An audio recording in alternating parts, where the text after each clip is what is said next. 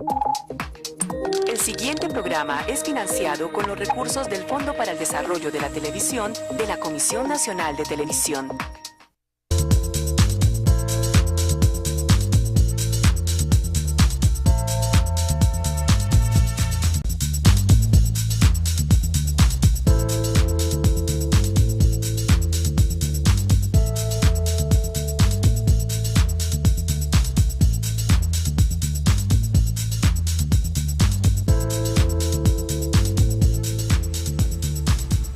Muy buenas tardes para todos nuestros televidentes. Esta conexión con la vida hoy la hacemos con un tema muy importante.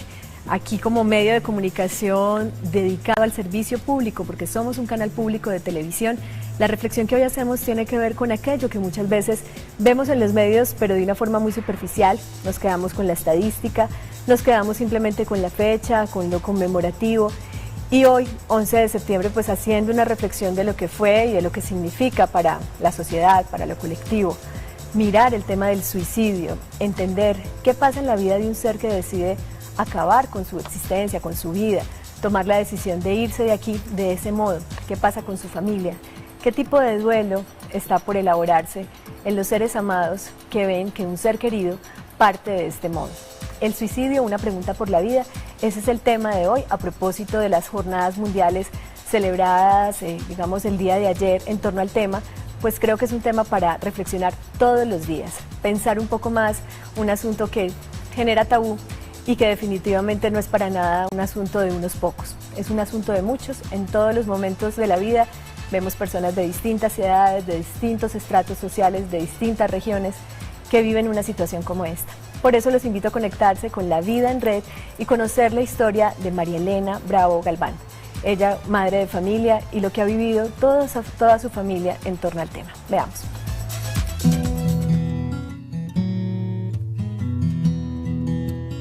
Samir fue un niño callado. Desde pequeño, esa era como que la única queja que me ponían en el colegio. Bien, excelente. Siempre me ocupó los primeros lugares desde pequeño hasta al momento de graduarse, pero siempre la profesora, sí, él da mucho todo, pero es un niño muy introvertido. Sin embargo, yo no le presté atención a eso. Ahora que Samir partió, entiendo que esa introversión que él manejaba desde pequeñito pudo ser una alerta para evitar ese dolor que estamos viviendo como familia. Yo lo califico como el mejor hijo, el mejor hermano, el mejor amigo, siempre, o sea, yo siempre digo eso de él, independientemente de la forma como él haya partido, o sea, para mí siempre va a ser el mejor. El 1 de diciembre significa una fecha en el entorno familiar muy trágica, muy dolorosa, porque es algo que tú sales con un propósito a comprar algo y que tú no esperas que te van a marcar al celular a decirte una noticia tan devastadora. Este 1 de diciembre, la tradición de acá de Medellín es que ya desde noviembre, octubre empiezan a colocar las luces. María José tenía 3 añitos, ella veía luces en las otras casas y ella decía, mami, yo quiero la Navidad aquí en la casa. Samir vio cuando el papá armó el árbol, sacamos las guirnaldas, las luces, a ver cuál estaban partidas para reemplazarlas. Samir vio todo eso 2 horas antes de nosotros salir. Nunca nos imaginamos que ese día que de pronto iba a ser para uno de nuestros hijos, iba a ser la felicidad de ver las luces, la casa llena de colores. Él en esos momentos estuviera pensando acabar con su vida. Es la pregunta que yo digo, pero ¿por qué? Si él vio la Navidad que la estábamos sacando, ¿por qué precisamente ese día tenía que hacer eso? Entonces es uno de los cuestionamientos que yo también me hago. ¿Por qué comió? Yo me pregunto, ¿y será que si uno se va a matar, si ya yo tengo todo listo, yo soy capaz de almorzar, viendo que dentro de 1 hora ya yo tengo todo planeado para matarme? ¿Cómo soy capaz de mirar a mi mamá, a mis hermanas, a mi papá? Fue terrible. Yo sentí morirme ese día, desde ahí fue todo confusión, uno nunca entra a salida, uno como mamá, yo dije ya yo me acabé, pero gracias a una persona que me contactó, estoy asistiendo a una fundación, Lazos, y ha sido, al principio fue difícil, como todas las mamás llegamos, no queremos hablar, estamos metidas en ese hueco que uno dice es imposible salir, yo no puedo con esto, yo me muero, yo me voy a suicidar. Yo muchos momentos después de lo de Samir pensé en eso, yo dije yo no soy capaz con la vida, yo no voy a ser capaz de soportar esta carga. Entonces en Lazo he encontrado una familia que te da ese abrazo sincero, que te dice tú puedes salir adelante, tú puedes, o sea, es un proceso lento, pero que tú puedes dar lo mejor de ti, yo doy lo mejor de mí, yo estoy dando lo mejor de mí como mamá, como ser humano, y yo entiendo, y estoy consciente de que si yo estoy bien, mi hogar va a estar bien, sobre todo mis hijas. A María Elena, a su esposo, a sus hijas, a la familia que sigue allí con la vida por delante, a todos ellos muchas gracias por permitirnos poner su vida en red y conectarnos a todos con una historia que nos toca porque está allí, porque es una realidad que se sigue presentando, la realidad de afrontar día a día con esas preguntas que se hacía María Elena, tantos por qué que retumban en la mente de los seres que quedan, pero que también nos permiten hoy hacer una reflexión sobre lo que está pasando a nivel de la salud mental, emocional de los individuos en distintas edades y también en distintas condiciones de vida. Muchas veces las preguntas por qué tenemos, qué nos hace falta, no logran tener las respuestas completas. Recuerdo que María Elena nos mencionaba algo muy puntual, decía, yo sentía que lo tenía todo mi hijo, pero que era todo para él. Ese tipo de preguntas hoy nos dan un regalo, el regalo de reflexionar sobre la vida, por la vida. Por eso entramos en la consulta, para que una vez más preguntando e intentando responder, podamos acompañar a todas esas familias y a aquellos que hoy se están preguntando por la realidad del suicidio.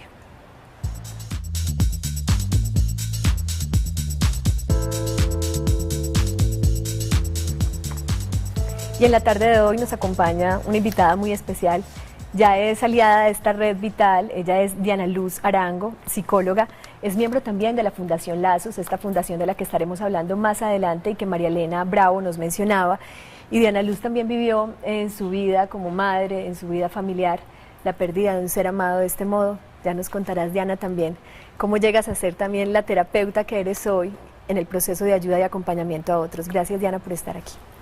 Muchas gracias por la invitación. Es para mí un privilegio poder acompañarlos a todos ustedes y poder aprovechar este espacio que Teleantioquia nos regala de poder llegar a otra comunidad, a otros lugares y a otras personas que lo necesitan, porque definitivamente esta es una situación de la que hay que trabajar mucho, hay que hablar mucho, hay que poner en palabras eso que ocurre con el suicidio, porque mientras más tabú le tengamos, mientras más miedo le tengamos, más va a aflorar y más va a llevar a que muchas otras personas lleguen a tomar estas decisiones. Así es, Diana Luz, gracias a ti por tu presencia, por tu luz en este espacio. Y Diana María Peláez también viene de un espacio para la ciudad, quizá para el departamento también. Creo que muchos seres han escuchado hablar de la unidad de duelo de la funeraria San Vicente y el trabajo que realizan el acompañamiento en distintos procesos de duelo, en distintos procesos de pérdida. Y estás aquí, Diana, también para compartirnos la información y lo que haces también con los grupos allí. Bienvenida.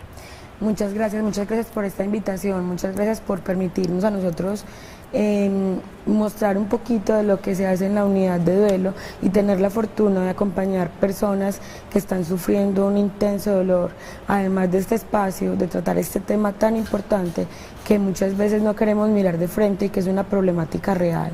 Así es. Y como es real, también son las historias de vida de las personas que han decidido compartir eso que ocurrió con nosotros en la tarde de hoy y con todos ustedes televidentes desde casa que están allí atentos, muy pendientes de lo que pueden hacer, de las llamadas de alarma, de alerta, que muchas veces nos presenta la salud mental de un ser amado. Por eso Claudia Patricia Ospina está con nosotros, ella es madre de familia, ella vivió la situación también en casa. Claudia, nos estarás contando tu historia, de antemano te doy la bienvenida por estar aquí y compartir este espacio. Muchas gracias a ustedes. Muy bien. Vienes acompañada además por tu hijo Juan Pablo Moreno, es el hermano, digamos, del chico que tú perdiste en esta situación y que, digamos, también ha sido parte del proceso porque toca a toda la familia. Como hermano, Juan Pablo, gracias por estar aquí y por compartirnos también tu testimonio. Muchas gracias. Muy bien, vamos a empezar. Yo creo que Diana Luz mencionaba algo muy importante. Hablabas de una situación que tiene que ver con cómo muchas veces evadimos el tema, lo ponemos debajo del tapete, debajo de las cosas de la cotidianidad y de repente es una realidad que aflora, nos sorprende, nos asusta, incluso escandaliza. Hay, digamos, distintas formas de definir el suicidio. Quisiera escuchar la tuya como tal, la que has podido construir a lo largo de tu experiencia también de vida. ¿Cómo definiríamos el suicidio? Pues yo definiría el suicidio es como esos comportamientos, esas acciones del ser humano que llegan a agredirlo a sí mismo, ¿sí? Entonces es una agresión frente a sí mismo y que pues si pudiéramos extendernos diríamos que habrían muchas conductas parasuicidas, ¿sí? Que en última instancia son conductas que agreden al ser humano y que frecuentemente las vemos en nuestra cotidianidad y las vemos como muy normales y no a manera de extendernos mucho, pero por ejemplo una problemática como una adicción puede ser una enfermedad parasuicida, que a eso hay que ponerle atención y que eso, si habláramos de disparadores o de alertas a las que tenemos que ponerle atención, la primera que habría que ponerle atención es a eso. Un factor de alto riesgo ya para el suicidio en sí, por ejemplo, es un problema de adicción de un integrante de nuestra familia o de la misma persona que esté viviendo eso. Entonces yo lo podría definir como toda acción o conducta que va en contra del bienestar del ser humano. Muy bien, tú, digamos, amplías la definición, no te quedas solo con aquella que dice es cualquier tipo de agresión, acción o conducta que lleve a un ser a terminar con su vida, sino también que llevas la reflexión hacia aquellas conductas que llamas parasuicidas. Y disculpa que te parafrasee y repita porque creo que es importante para los televidentes que estén atentos también a cierto tipo de actitudes y conductas, hábitos, costumbres en donde la persona sutilmente puede estarse agrediendo todo el tiempo. Nos plantea este panorama más amplio, Diana, y contigo, Diana María, quisiera que nos definieras también qué significa para ti esta palabra y cómo la ves enmarcada en la dinámica que tienes día a día con las personas que llegan buscando ayuda a la unidad de duelo, es decir, con qué tipo de casos sueles encontrarte, a propósito de los factores de riesgo que ya empezaba a mencionar Diana. Bueno, pues en el caso de la definición de suicidio podríamos decir que son todas esas acciones que se realizan para hacerse daño a sí mismo, independiente de que tengan o no intencionalidad, independiente también de lo que lo motiva. Eso en esos términos podríamos hablar de esa definición de lo que es el suicidio. Y obviamente también hay relacionados con el tema muchísimos términos que pueden hacer diferencia, toda la parte de lo que son los pensamientos suicidas, la ideación suicida y las conductas parasuicidas, como lo mencionaba la doctora Diana. Hay muchos, digamos, términos y también esa parte de la crisis suicida que se da en un momento cuando las personas están, digamos, sumergidas en esa visión en túnel, donde ya la única salida que se ve es el hecho de realizar el suicidio, ¿cierto? Entonces, podríamos decir que a la unidad llegan personas que están pensando en suicidarse, que lo han pensado y han tenido muy cerca esa decisión, ese momento. Y también llegan personas que han realizado intentos de suicidio. Además de eso también trabajamos con personas que lastimosamente, desafortunadamente han perdido también a sus seres queridos por este tipo de muerte.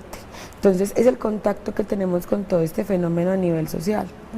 Y a veces, también hay que decirlo, como nuestra cultura y nuestra sociedad está ocultando todo el tiempo este tema, somos una cultura de lo bello, de lo agradable, de lo bonito, y la muerte resulta ser un tema no abordable.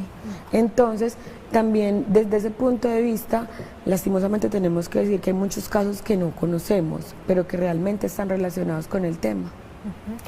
Pones también sobre la mesa ciertos conceptos importantes que queremos retomar, y es el tema del pensamiento suicida. Digamos que hablando de, existen los pensamientos semilla para generar otras cosas, existen también pensamientos que van a generar a posteriori conductas suicidas, y como mencionabas, quizá lo que notamos como cultura, como familia, es muchas veces la crisis ya final, pero que lleva al hecho de poner fin a la vida.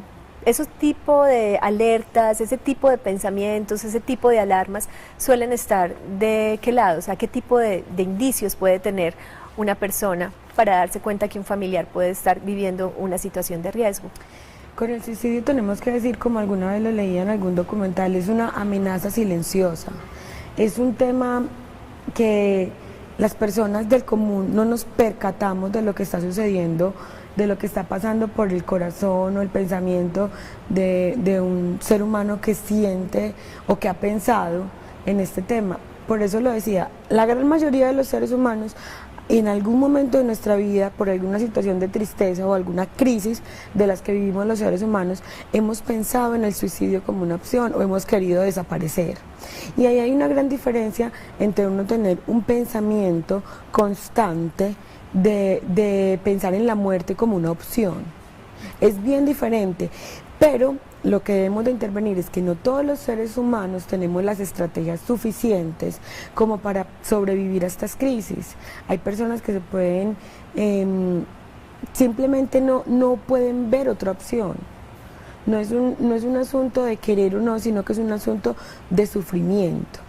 Entonces, ahí cuando llegamos a este punto, tendríamos que decir que esos signos que nosotros más debemos notar, más debemos estar alertas, son esas situaciones de aislamiento, de llanto constante, de inconformidad, muchas veces personas irritables, poco tolerantes a la frustración, todo esto mezclado, porque realmente en lo que nosotros hemos vivido y trabajado, no podríamos construir un solo perfil de una persona que lleva a cabo el suicidio. Y tocas el tema que diría yo termina siendo muy importante al hablar del suicidio, y es salir de los mitos, los estereotipos y las ideas que a veces construimos a partir de lo que vemos en el cine, en la literatura, y es que pareciera ser fácil definir un perfil, y estamos hablando de la condición humana como tan compleja y tan diversa que no podemos decir que se puede percatar una persona exactamente de cuándo alguien tiene esa intención o ha pensado en el suicidio. Vamos a hacer una pausa para entrar con este tema que acaba de introducir Diana cuando menciona existen distintos motivos, existen distintas situaciones de vida por las cuales una persona puede llegar a tomar esta decisión. Hay factores comunes, pero no hablamos de estandarizar procesos que tienen que ver con el alma de los seres humanos. Vamos a estar entonces conectándonos con este tema después de estos comerciales, y entraremos también con la historia de Claudia Patricia y de Juan Pablo, que nos van a contar un poco también cuál fue la situación familiar que vivieron a propósito de, como lo vimos también en la historia de María Elena, que claramente nos comparte cómo está viviendo un proceso de recuperación, de apoyo, de ayuda a través de una fundación, la Fundación Lazos, y ella misma también cómo ha hecho su propio proceso durante estos 21 meses tras haber perdido a su hijo, que puso fin a su vida a la edad de los 19 años. Vamos a la encuesta, la pregunta que hoy queremos hacerte en nuestro Facebook, que nos ubicas muy fácilmente, Canal Teleantioquia, de esta manera nos encuentras en nuestro fanpage, es: ¿cuál crees que es la idea que a nivel social tenemos frente al suicidio? A propósito de este tema de los mitos o de lo que sabemos sobre el tema. A, es un asunto asociado a la enfermedad mental que toca solo a unos pocos. B, es una decisión que toman personas que sienten un vacío inmenso en sus vidas. C, se cree que no ocurre en las familias bien constituidas y económicamente estables. D, es un asunto del que nos da miedo hablar y que evadimos. De algún modo, cada una de estas puede ser la opción, todas de algún modo, pero queremos saber para ti cuál es la que más pesa, la que más sientes en tu entorno social cuando escuchamos la palabra suicidio. Vamos entonces a hacer una pausa, siempre estamos conectados a través de nuestro chat, les recuerdo nuestra página www.teleantioquia.com.co. A través del enlace en vivo das clic y a partir de ese momento puedes chatear con nosotros. Aprovecha esta oportunidad, cualquier pregunta, cualquier comentario, cualquier pensamiento en torno al tema, lo puedes compartir con nosotros, que hoy todos nuestros invitados están dispuestos a escucharte y a compartir también contigo sus opiniones. Vamos a unos mensajes comerciales y ya regresamos.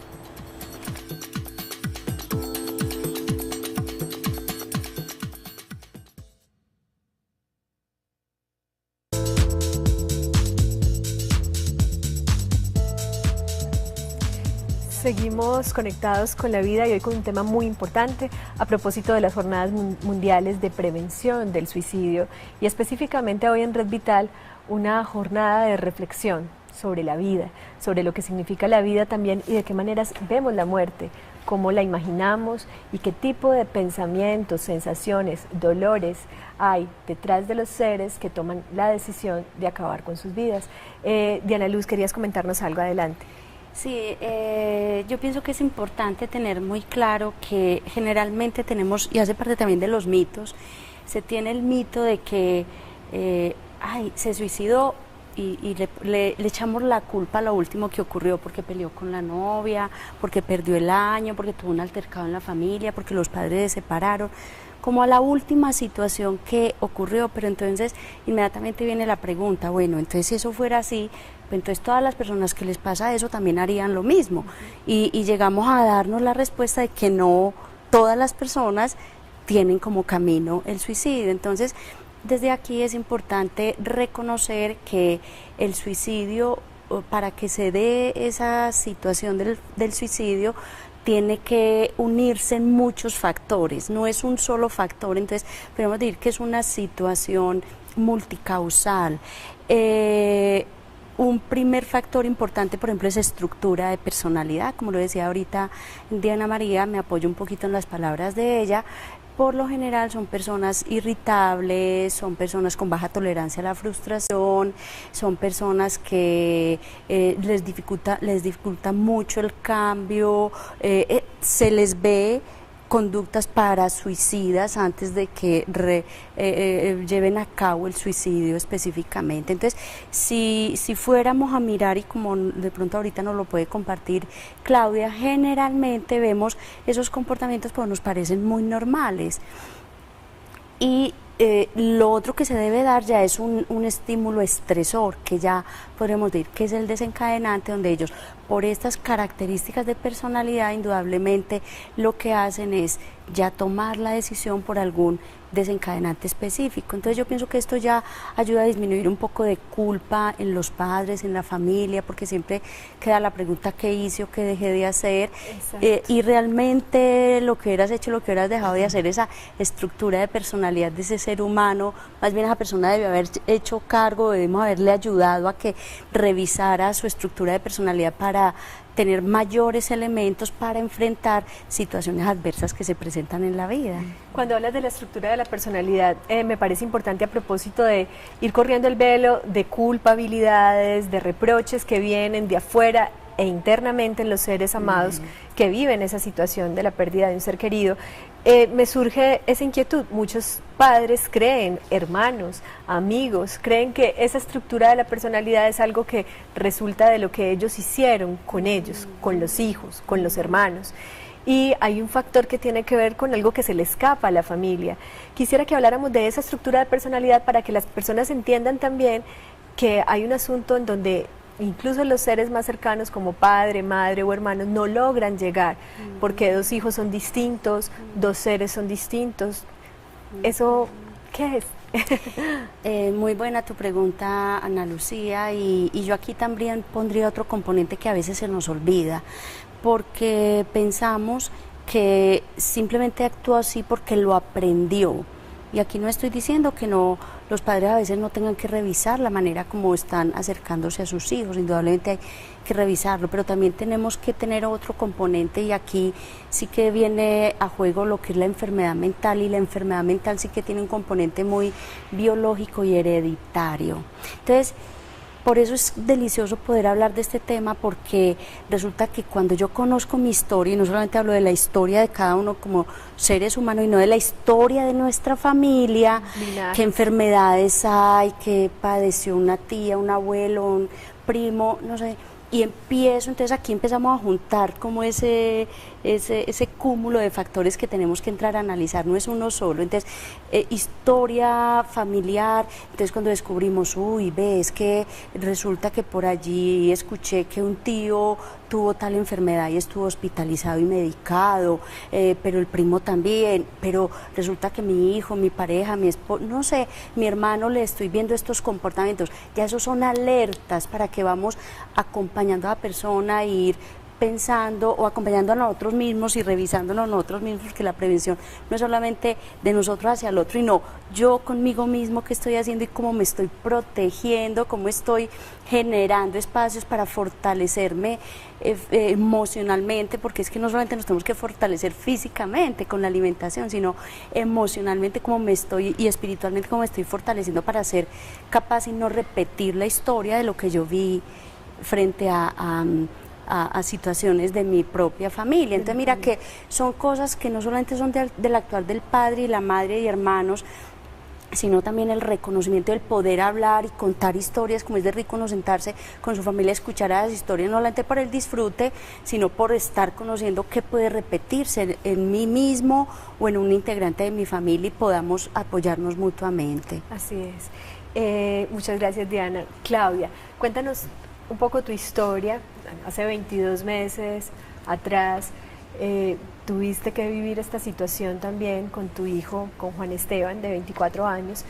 Háblanos un poco de esa estructura de personalidad de él, qué tipo de análisis has hecho a partir de la decisión que él tomó, y bueno, cómo ves el proceso en torno a su personalidad hoy día.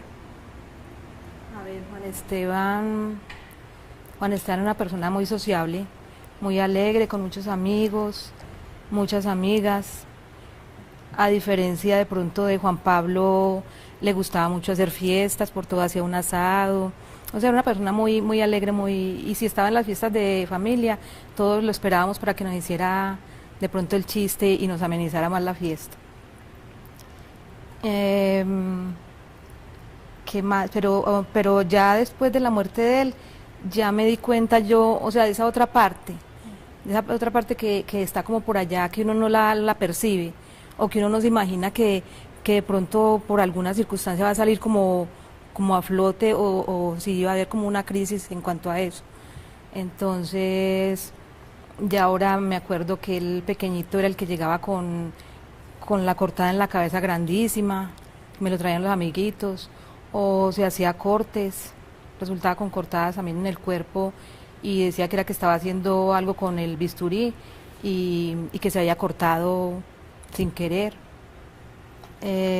Ya más adolescente ya le empezó a gustar, fue como la velocidad, que las motos, que pongamos esta semana que estábamos en el grupo de duelo del San Vicente, hablábamos de eso, de tantos suicidas que hay por ahí en la calle y no los reconocemos y no sabemos que es el que está en el volante, en la moto o en el carro, que cuántas personas en un accidente mueren y resulta que fue que se tiraron contra un poste o quisieron suicidarse de esa forma. Entonces Juan Esteban le gustaba mucho la velocidad y le gustaba, esas eran dos de las cosas que le gustaban a él, los carros y las motos. ¿Qué pasaba en tu vida familiar en el momento en que él toma esta decisión? Sabemos que lo que pasa recientemente no está directamente vinculado, pero sí pueden haber ciertas situaciones, como lo mencionaba Diana Luz, de estrés, ciertas situaciones de una mayor tensión, detonantes de lo que ya podía estar en su personalidad, y que también sorprende porque socialmente y culturalmente creemos que el que más ríe es el que es más feliz, o el que más fiesta hace es el que normalmente está mejor, que son ideas que nos permite también reflexionar tu historia. A ver, Juan Esteban Juan Esteban estaba pasando, pienso yo, que por una crisis o tenía muchos duelos no realizados. Ahora pues que ya uno está en el grupo, en los dos grupos, y se da cuenta de la importancia de los duelos, sean económicos, sean de un animalito, sea de un ser humano, lo que fuera. Entonces Juan Esteban, otra cosa que le gustaba a él era recoger perros, adoptarlos de la calle, y se le murieron perritos, se los mató un carro. Entonces yo pienso que eso quedó ahí. Eso quedó ahí. El caso fue que cuando ya yo me fui a vivir con él, porque el papá me dijo que estaba como muy triste, como depresivo, me dijo, está muy triste, anda como extraño, ya Juan Esteban estaba como muy avanzado en cuanto a su tristeza, su depresión, no sé, porque al fin y al cabo pues eso ya tendría que ser un médico que lo dijera. Entonces empecé yo como a tratar de enfocarlo donde el psicólogo y con el psiquiatra. Pero igual también por el temperamento de él, que era un temperamento muy fuerte y muy impetuoso, él no quería. Yo iba con él, y cuando iba con él, lo que hacía él era me estaba diciendo que él se iba a suicidar, porque empezó como a decirme que me quería mucho. Yo había estado separada de él 12 años, que me separé de mi esposo, y él se quedó viviendo con el papá. Entonces ese regreso mío a la casa, él lo que hizo fue eso, empezar como a decirme que él sabía por qué me había ido yo, que él no tenía ningún problema conmigo, que él me adoraba, que él tenía muy claro qué había pasado, y que no, que pues que estaba bien, pero que él no quería estar más con psicólogo ni que lo medicaran. Entonces ya fue como empezar pero de todas formas a uno no le pasa por la mente. Pues él es una persona muy fuerte, porque yo siempre me apoyé mucho en él después de la separación. Era una persona que siempre trataba como nosotros somos la familia y perfecta, nosotros nos apoyamos, y en verdad cuando de pronto alguno tenía un problema, si Juan Pablo le decía, conversemos y miremos a ver qué podemos hacer. Entonces fue una persona muy, muy fuerte y de mucho apoyo para mí. Entonces no se imagina uno eso, pero yo pienso que hay veces que se cargan también de un montón de responsabilidades que no son de ellos, queriendo ayudar a los otros y cargando los problemas de los otros, y tampoco se dejan ver esa parte de ellos que está como tan debilitada y tan mal. Muy bien, Claudia, muchas gracias por esto que nos dices. Debemos hacer otra pausa, también quiero escuchar obviamente a Juan Pablo. El tiempo va volando, pero hay algo que quiero rescatar muy importante de todo lo que dijiste, que es totalmente importante, y tiene que ver con ese asunto de muchas veces hay un montón de responsabilidades y de autoexigencias que nos hacemos por ser perfectos, estar bien, por ayudar a otros. Muchas veces esos que más ayudan también merecen ser ayudados. Todas esas ideas que están tan sustentadas en la cultura de lo que se supone está bien. Lo que sucede con el suicidio es que vamos a hacer una reflexión más interna de qué tan bien estamos, qué tan bien están los seres que parecen estar bien, qué tan bien están aquellos que ya están haciendo unos llamados de alerta, de atención frente a su situación mental y emocional. Y de esto se trata la pregunta que hoy hacemos por la vida, a través de las experiencias de estos seres que nos acompañan hoy. Vamos a hacer una pausa. Recuerden, nuestra línea es 232-4604 y una línea de contacto nacional, la 018-515-015. Ya volvemos con Zona Interactiva.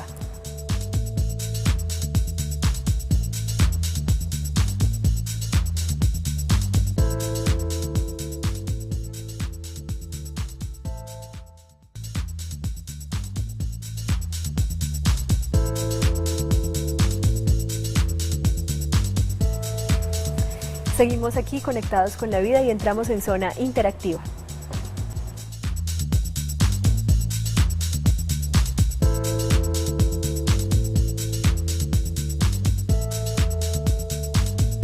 Les recuerdo nuestras líneas telefónicas 232-4604 y una línea de contacto nacional, la 018-515-015. Les recuerdo que estamos hablando del suicidio y haciéndonos una pregunta por la vida. Queremos acompañar a todos aquellos seres que en algún momento o han pensado en esta decisión, han contemplado esto y han tenido cerca algún pariente, algún familiar, algún ser querido que haya tomado esta decisión. Vamos a hablar con Juan Pablo como hermano de Juan Esteban, que hace ya unos meses partió de este modo yo quiero preguntarte, Juan Pablo, eres tú el hermano mayor, ¿qué significó para ti esa experiencia como tal? ¿Qué preguntas te hiciste en ese momento y a partir de ese momento hasta hoy, a raíz de la muerte de tu hermano?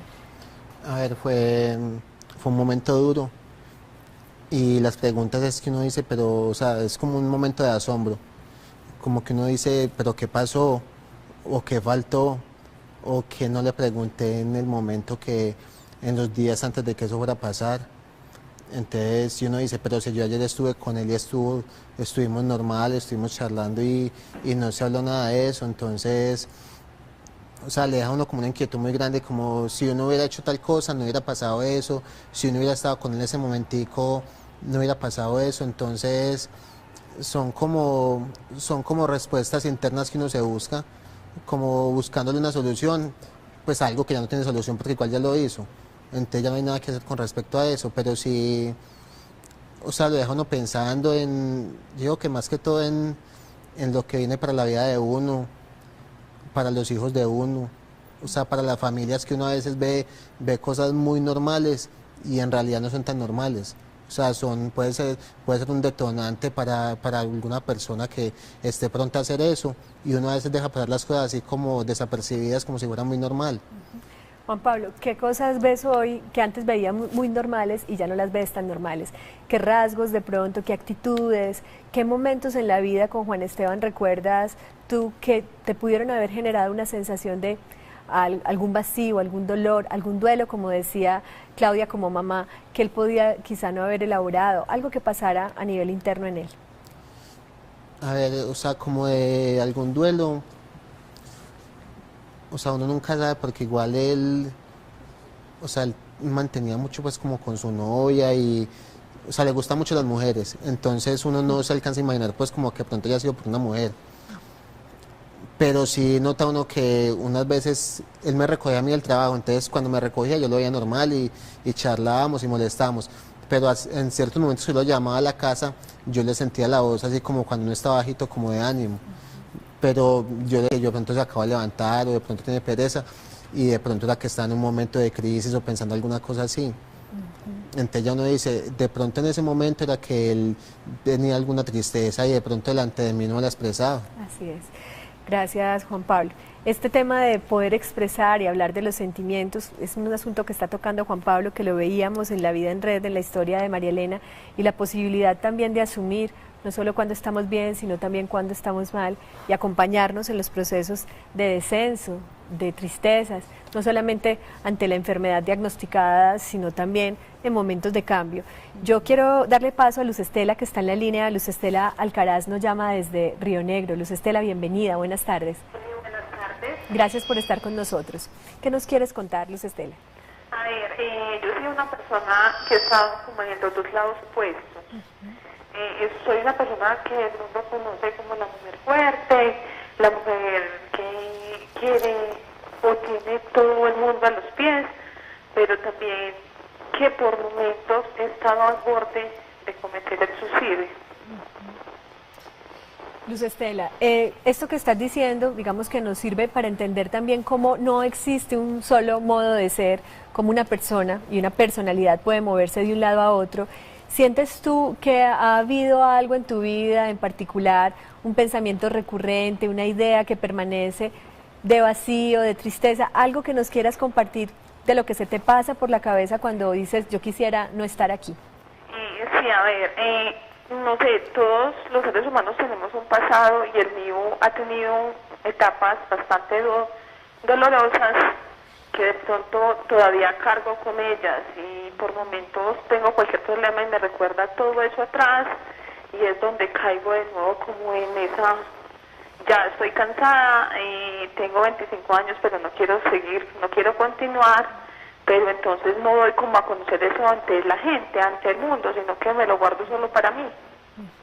Luz Estela, pues hoy lo estás compartiendo y te agradezco mucho que estés llamándonos, que estés compartiendo ese sentimiento que a veces uno prefiere dejar de lado. ¿Quieres hacerle alguna pregunta a Diana Luz, a Diana María, a cualquiera de las personas que hay aquí que estoy segura están dispuestos a responderte? ¿Algo que quisieras escuchar? Pues no sé, mi pregunta sería como lo que dijiste ahorita. es normal en una persona que tenga convencidos personalidades, como que lleve dos vidas o no sé, como que tenga dos pensamientos al tiempo. Muy bien, esa pregunta es una pregunta clave. Además, recuerda que van a aparecer en pantalla las líneas telefónicas también de este tipo de centros de atención terapéutica, porque no solamente va al terapeuta quien tiene una claridad frente a un problema, sino quien tiene una pregunta, y tú tienes una pregunta, Luz Estela, muy importante. ¿Qué le podemos decir, Diana María, a lo que se pregunta Luz Estela? ¿Es posible que uno pudiera mantener una doble vida, una de cara a la gente y otra que tiene una gran angustia y una gran, digamos, desinterés, un gran desinterés por estar aquí? Yo les hablaba ahora de ese contraste con lo que, digamos, nuestro mundo de hoy nos exige.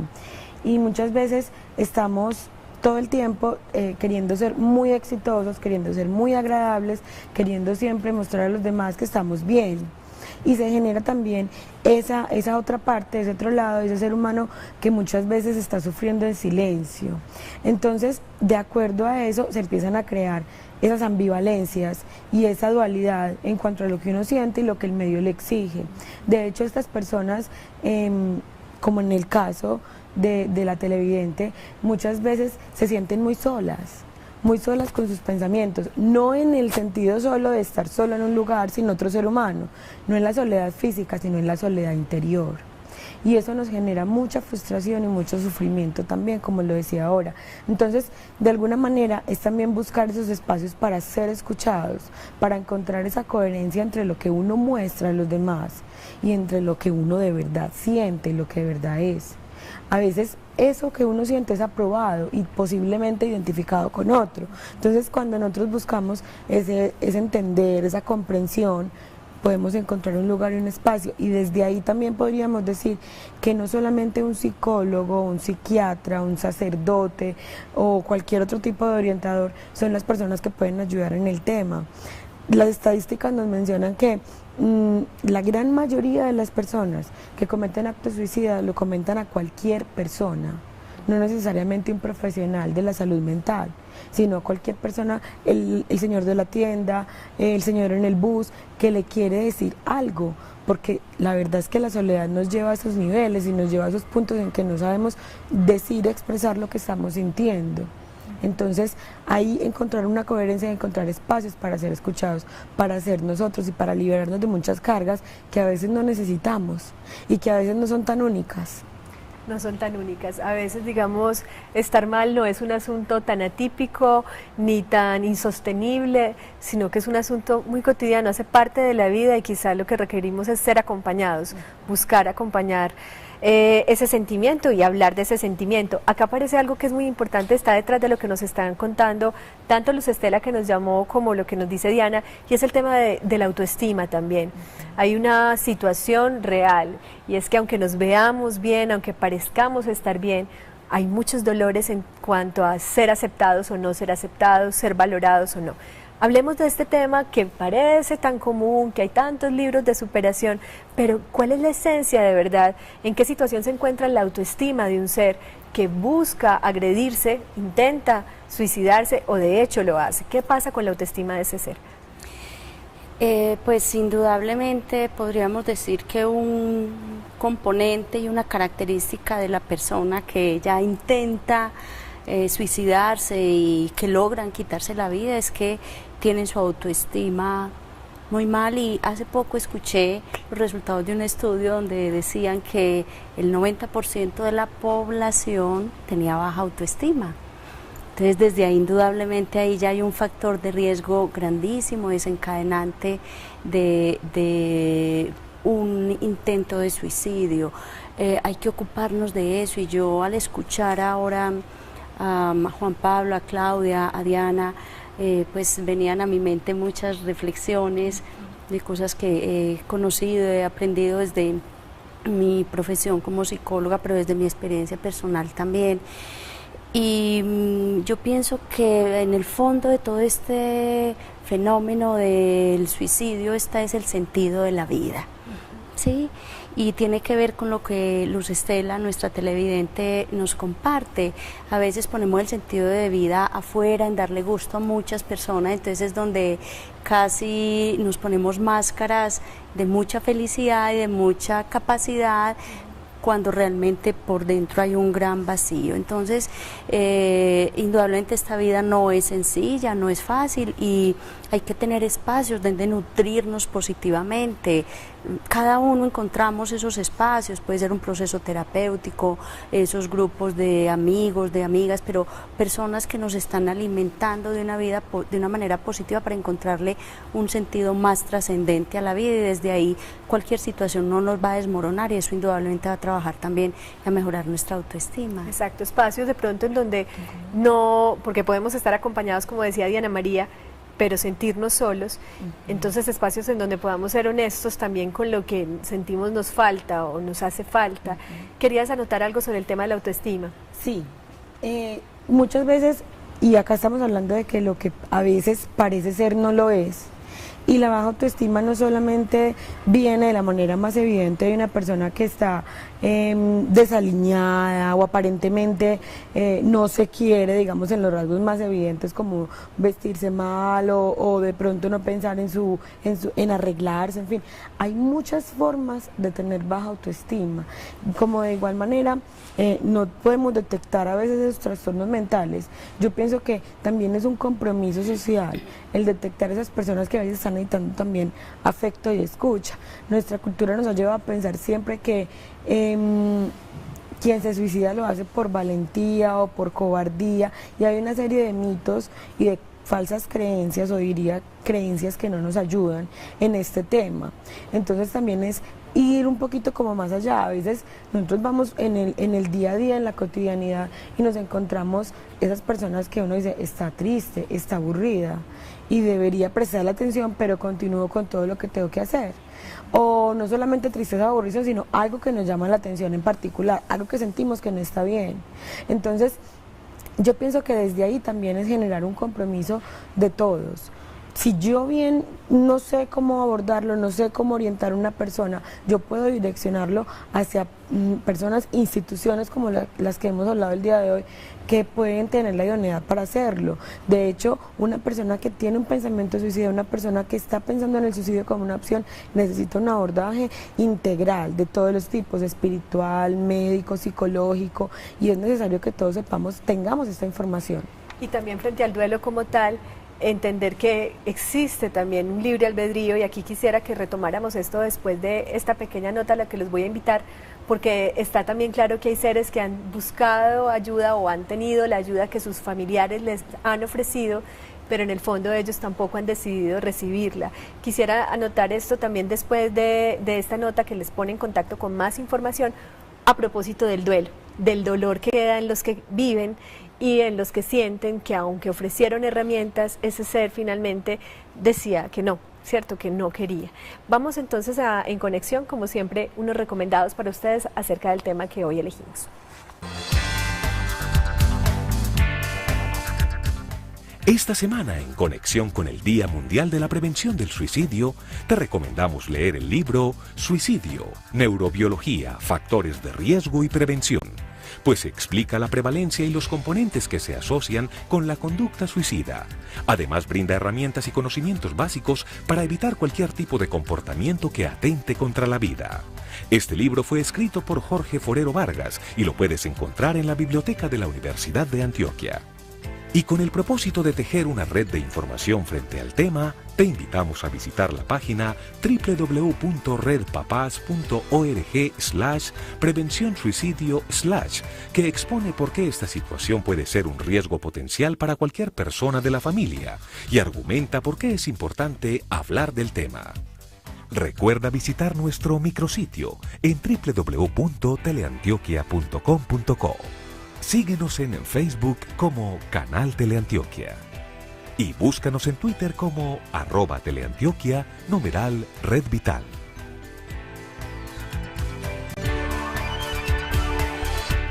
De acuerdo a la información que obtuvimos de la encuesta en Facebook, las respuestas tienen mucho que ver con lo que hoy hemos hablado, y la la pregunta que hacíamos, ¿cuál crees que es la idea que a nivel social tenemos frente al suicidio?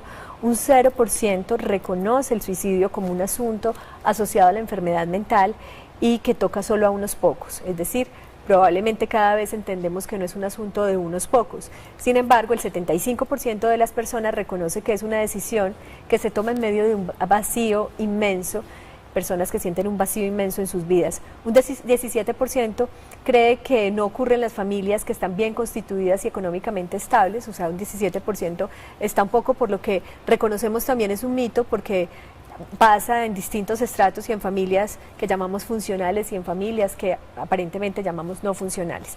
Y el 8% dice que es un asunto que nos da miedo hablar y que evadimos. Un 75% reconoce el tema del vacío. Este es el que quiero retomar también a propósito de lo que hemos estado hablando hoy, del tema de la autoestima como un asunto real, de un 90% de la población mundial. Estamos hablando de un asunto que tiene que ver con todos y quizás será mucho más de lo que alcanzan a medir este tipo de estudios. ¿Qué pudiéramos decir a manera de reflexión, Claudia Patricia, a manera de reflexión, Juan Pablo, frente al tema? Ustedes que son familiares de un ser que decidió partir de este modo, ¿qué podrías decir, Claudia?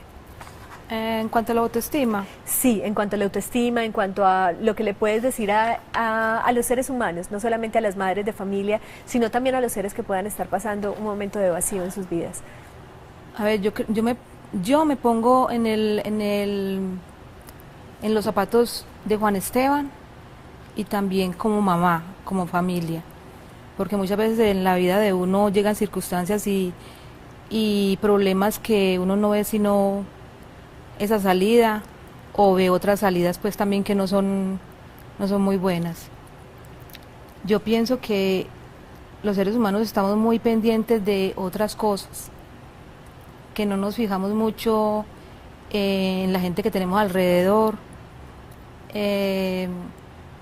Yo pongamos ese día, me acuerdo mucho que yo estaba pendiente, era de pagar algo, que tenía que pagar algo, y no me di cuenta que Juan Esteban estaba sentado en una sala, llevaba media hora mirando fijamente para una mesa y no más.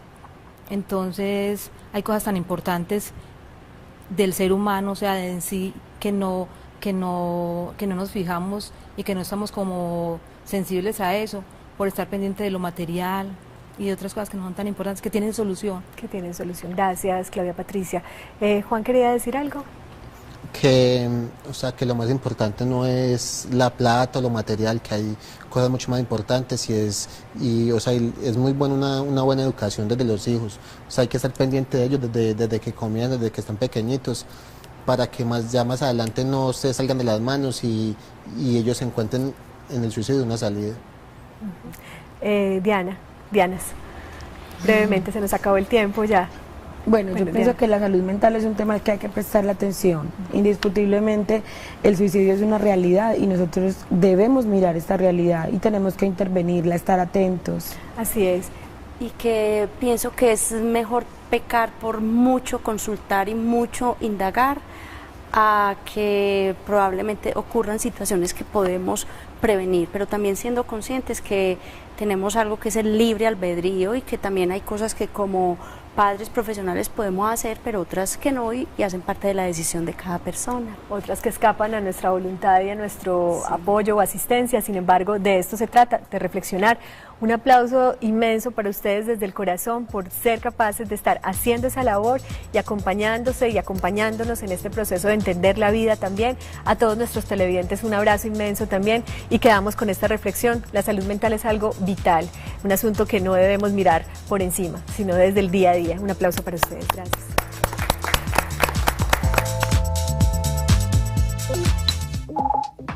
La anterior transmisión fue financiada con los recursos del Fondo para el Desarrollo de la Televisión de la Comisión Nacional de Televisión.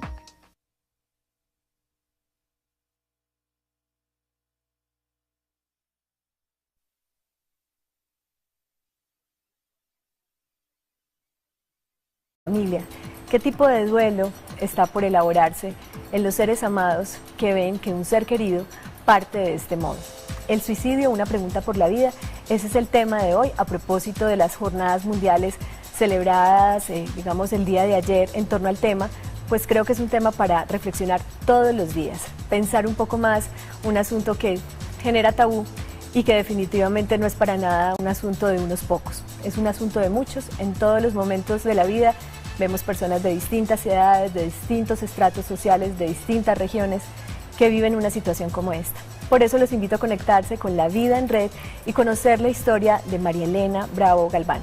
Ella, madre de familia, y lo que ha vivido toda su familia en torno al tema. Veamos.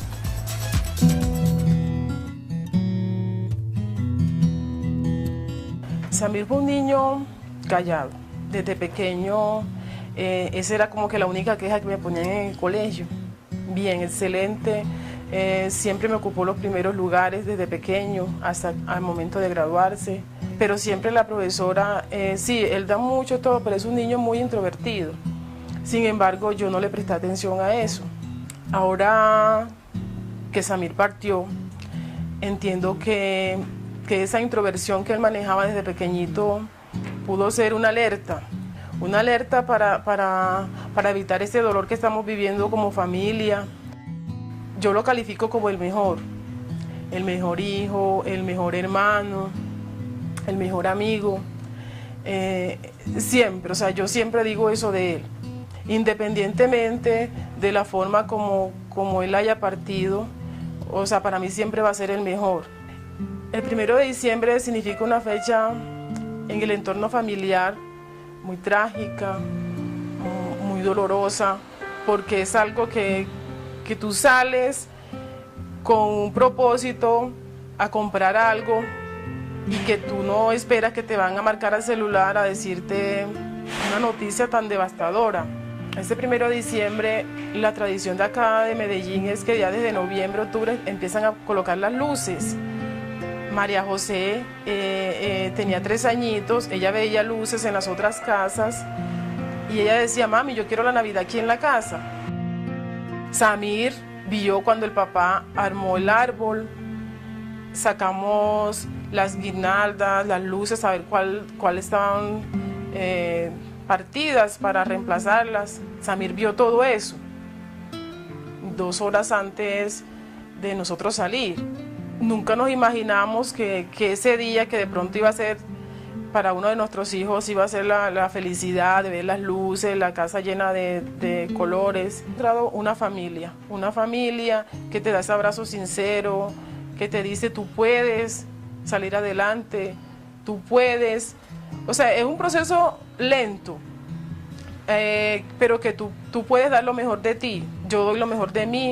Yo estoy dando lo mejor de mí como mamá, como ser humano, y yo entiendo y estoy consciente de que si yo estoy bien, mi hogar va a estar bien, sobre todo mis hijas. A María Elena, a su esposo, a sus hijas, a la familia que sigue allí con la vida por delante, a todos ellos, muchas gracias por permitirnos poner su vida en red y conectarnos a todos con una historia que nos toca. Nos toca porque está allí, porque es una realidad que se sigue presentando, la realidad de afrontar día a día con esas preguntas que se hacía María Elena, tantos por qué que retumban en la mente de los seres que quedan, pero que también nos permiten hoy hacer una reflexión sobre lo que está pasando a nivel de la salud mental, emocional de los individuos en distintas edades y también en distintas condiciones de vida. Muchas veces las preguntas por qué tenemos, qué nos hace falta, no logran tener las respuestas completas. Recuerdo que María Elena nos mencionaba algo muy puntual, decía, yo sentía que lo tenía todo mi hijo, pero que era todo para él. Ese tipo de preguntas hoy nos dan un...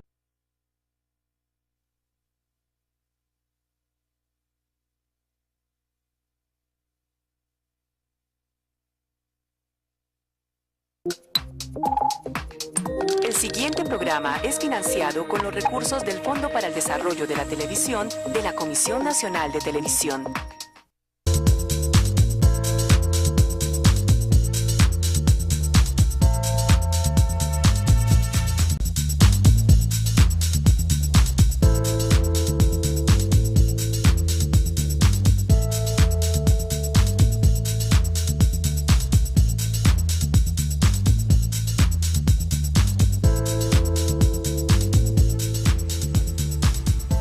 Muy buenas tardes para todos nuestros televidentes. Esta conexión con la vida hoy la hacemos con un tema muy importante. Aquí como medio de comunicación dedicado al servicio público, porque somos un canal público de televisión, la reflexión que hoy hacemos tiene que ver con aquello que muchas veces vemos en los medios, pero de una forma muy superficial. Nos quedamos con la estadística, nos quedamos simplemente con la fecha, con lo conmemorativo. Y hoy, 11 de septiembre, pues haciendo una reflexión de lo que fue y de lo que significa para la sociedad, para lo colectivo. Mirar el tema del suicidio, entender qué pasa en la vida de un ser que decide acabar con su existencia, con su vida, tomar la decisión de irse de aquí de ese modo. ¿Qué pasa con su familia?